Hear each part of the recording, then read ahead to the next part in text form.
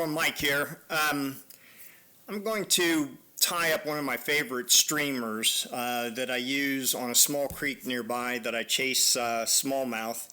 When I chase them, I usually like to catch nice smallmouth like this one right here. And by getting to know your water, I'm not talking about just my water, I'm talking about any water that might be near you.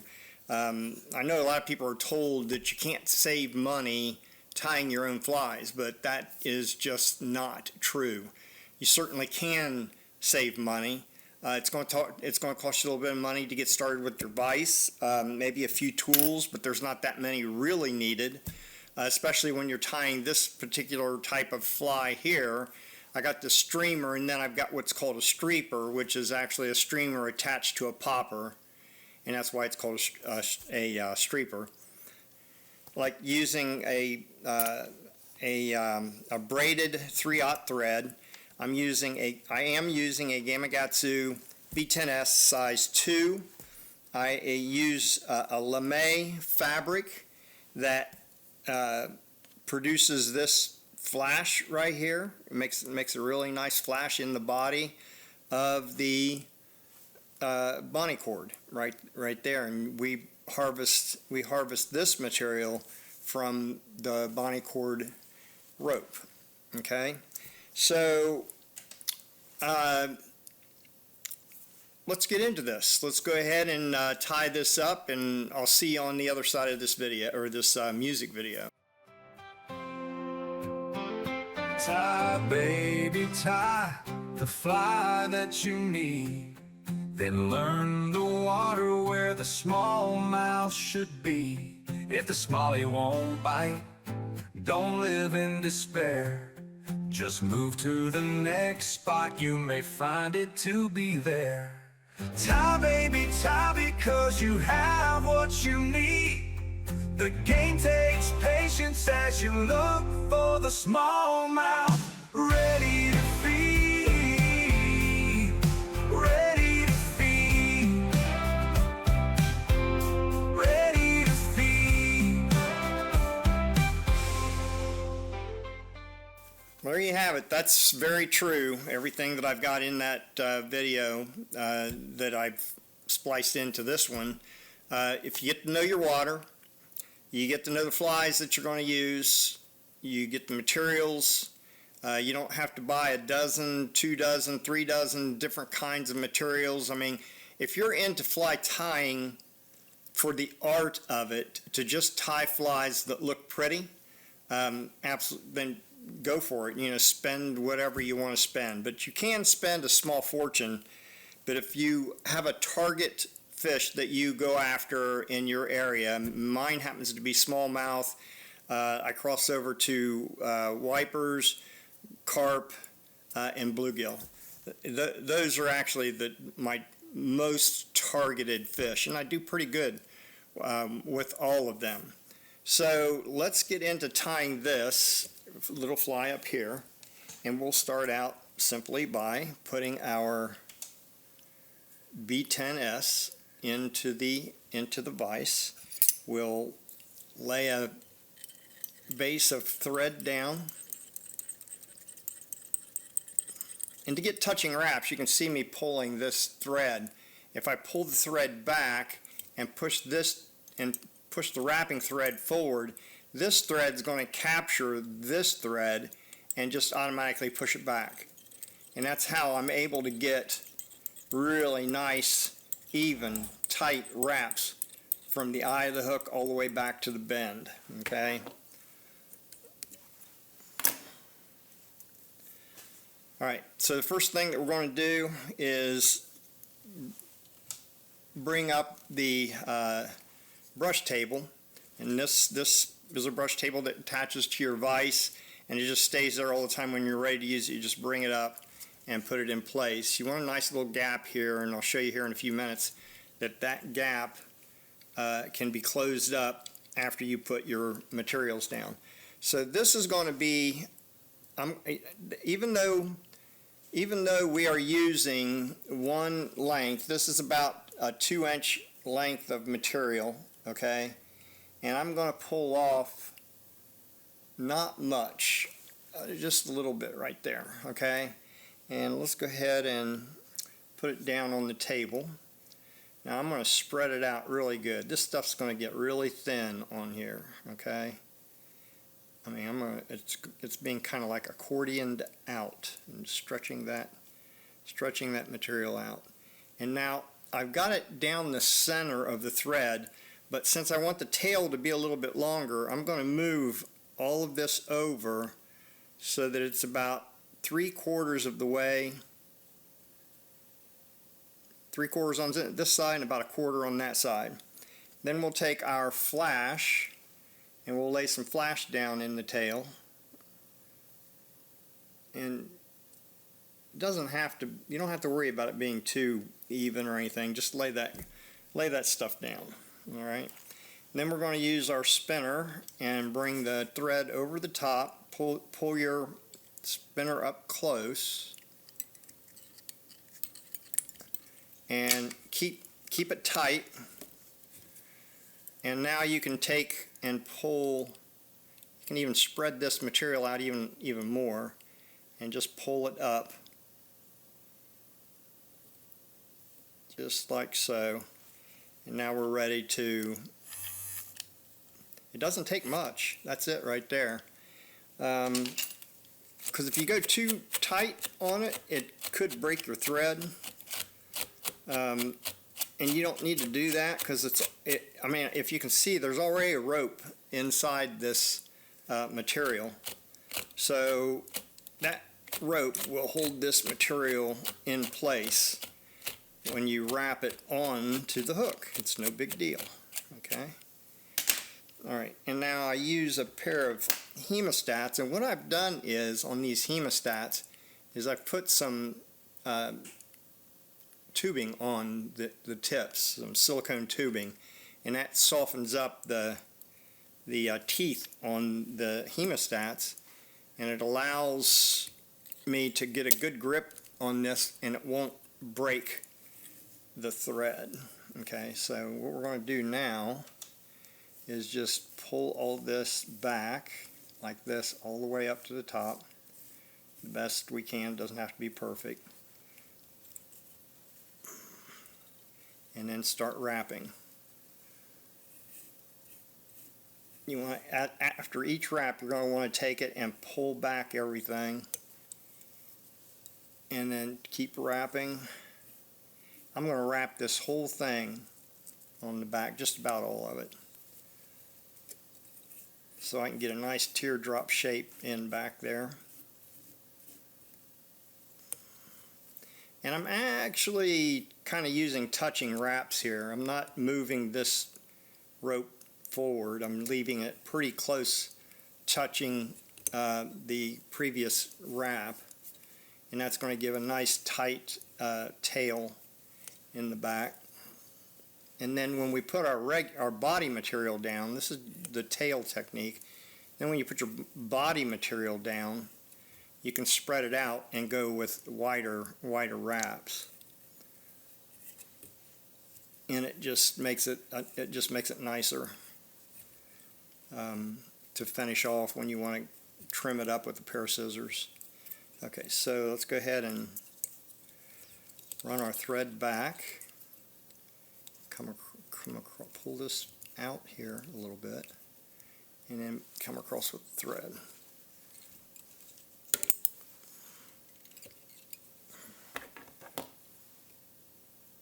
Cut it off.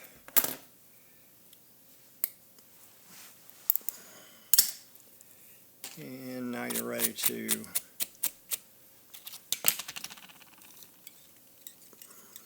better put a couple more wraps on it to make sure I don't go pulling this stuff out. Don't want to have to start over again. Okay.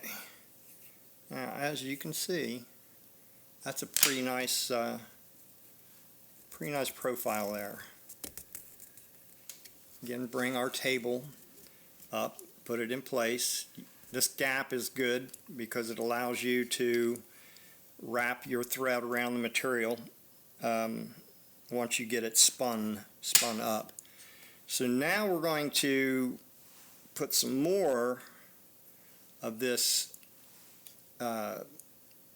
Bonnie cord on there, and we're again going to accordion it back. But a few minutes ago I really didn't load the whole table up. I went to about right there, right about here, and now we're going to take it all the way back.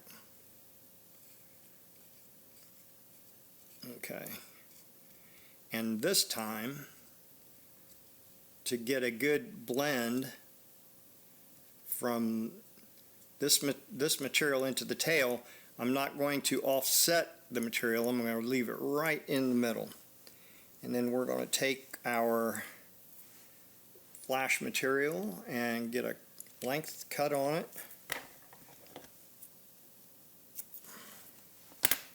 And lay it down.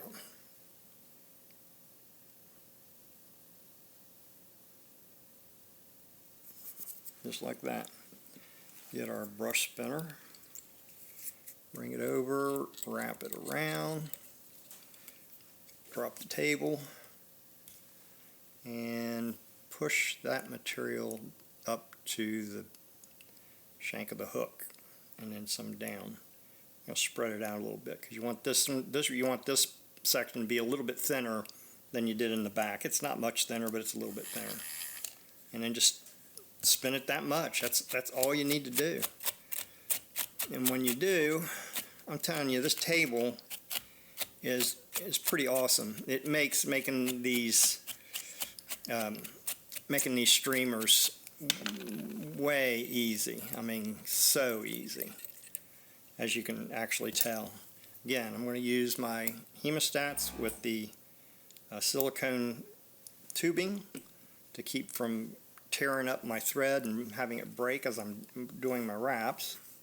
And getting the material all to go in one direction makes it easier to wrap, and keeping your wraps kind of a little bit apart. You know, maybe,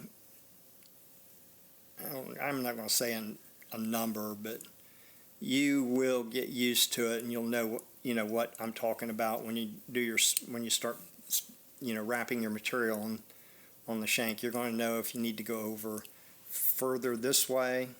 Let's go to this view. We need to go further this way to wrap, or keep it a little bit closer right there. But every wrap, you do want to kind of take it and spin the material in the opposite direction that it's wrapped on, so you kind of straighten it out a little bit, just like I did there. All right, and it wants to creep up on you here, so you want to kind of push it. Let's go back to this view. You're going to want to push it up and then grab it up inside there to pull material out, and then go ahead and keep the wraps going. And when you get up to the head here, you might want to go ahead and do a few touching wraps to get the material a little bit tighter up in the front around the eye of the hook. And you'll see why in a minute. This thing makes a really nice finished profile for this streamer that we're building here.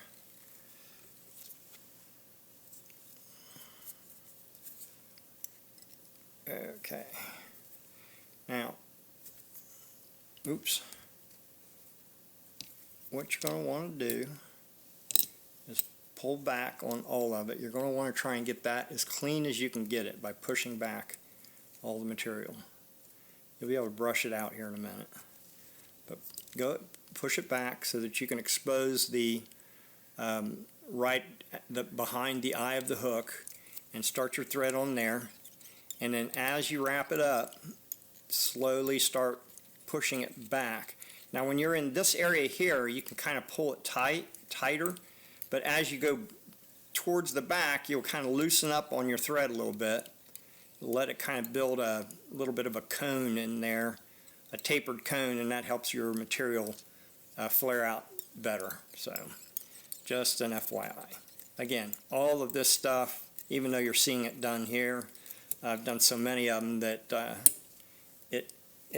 It is easy, but I probably am making it look a lot easier than what your first few times is going to be.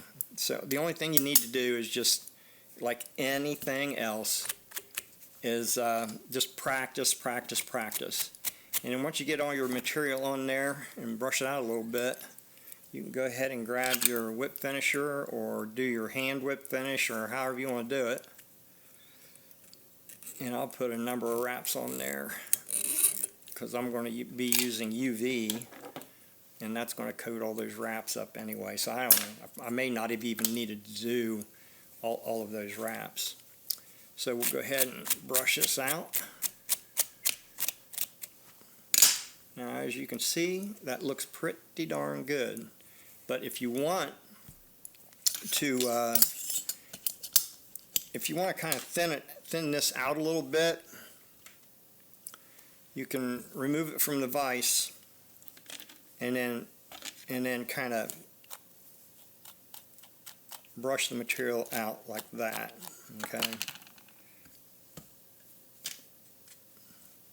Brush it out like that. Try and get most of the tail so it still maintains its length and taper. And then I use curved scissors, and I'll grab it back in the back here, and with curved scissors it just makes it easy to get that taper in there.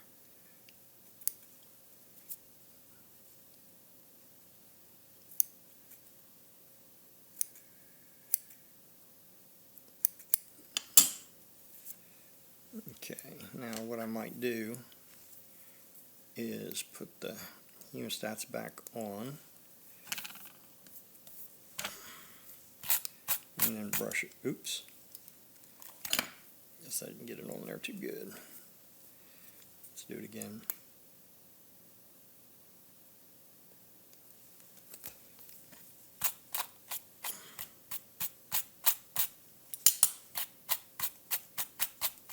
Now you might need to go in again and do a little bit of cleanup there. And one of the reasons why I like these curved scissors is because I can go in like this and not just on the outside curve. I can do kind of a convex type curve there, which makes it balances it out kind of nice there. And two, when you have more material up towards the top, it allows the hook to keel your fly so that it rides straight up all the time.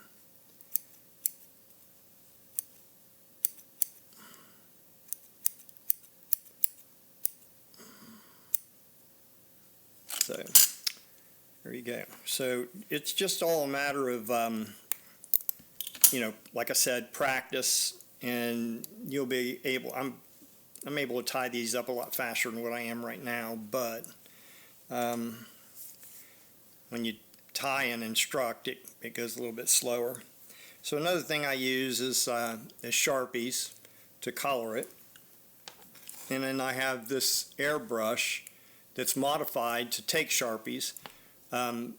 I'll have a couple of these in my Etsy store that have been modified so that if you want to do a setup like this, you can get the airbrush, and then you can buy a on-demand.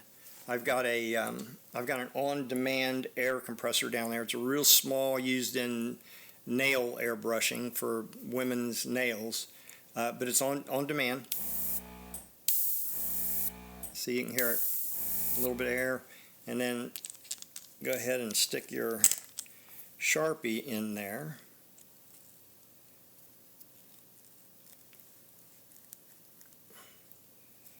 And I use a small makeup applicator or remover and just hit it with the airbrush, and just to make sure that it's coming out the way I want it to. So I'll hit the throat here, as you can see. That put a pretty nice That put a nice throat in there. Let's see. Might have to. That kind of goes up to the hook. That one does not. So we'll do a little bit right there. Okay. Now we'll pull off the red and put on our black. And then I'll diffuse it. I'll check my black, make sure it's coming out. Then I'll diffuse it a little bit with some netting and bring it up, put it on top, and spray it through. Kind of hard to beat the airbrushing with Sharpies. I mean, Sharpies don't cost anything. You try to do this with the Copic system, and it'll cost you 8 times to do a replacement Sharpie. I mean, you get the black and the red, and that's pretty much all I use. I do have a bunch of other colors, but black and red are my primaries.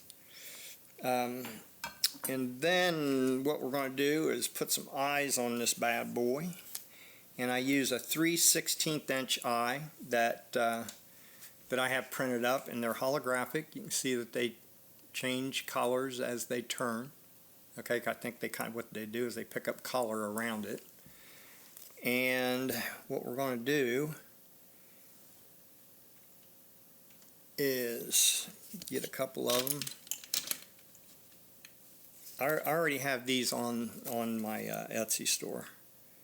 So you just grab an eye, put it on the fly, take another eye, and, oops, and grab it, and put it on the other side.